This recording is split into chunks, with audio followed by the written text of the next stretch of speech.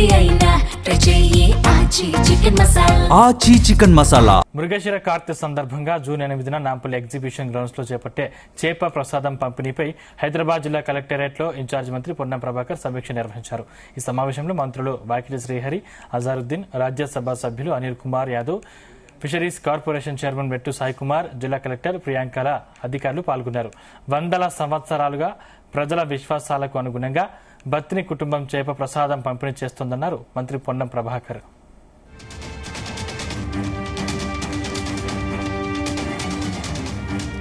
ప్రతి సంవత్సరం లాగానే ఈసారి కూడా చేప ప్రసాదం పంపిణీ కార్యక్రమం జరగనుందని, చేప ప్రసాదం పంపిణీకి ఎలాంటి ఇబ్బందులు రాకుండా అన్ని విభాగాల అధికారులు సమన్వయంతో పనిచేయాలని ఆదేశించారు. ఈ కార్యక్రమం police, traffic, revenue, GHMC, R&B విభాగాలు కలిసి పనిచేయాలన్నారు. శానిటేషన్, బారికేడ్లను ఏర్పాటు చేయడం, విద్యుత్ ఇబ్బందులు రాకుండా చూసుకోవాలని, తాగునీటి సరఫరా ఏర్పాటు చేయాలన్నారు.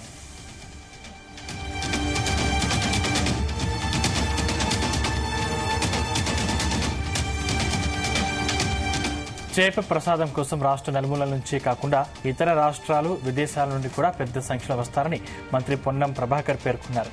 శాంతి భద్రతల సమస్య లేకుండా, క్యూలైన్లలో రద్దీ, తోపులు లేకుండా పోలీసులు జాగ్రత్తలు తీసుకోవాలని సూచించారు.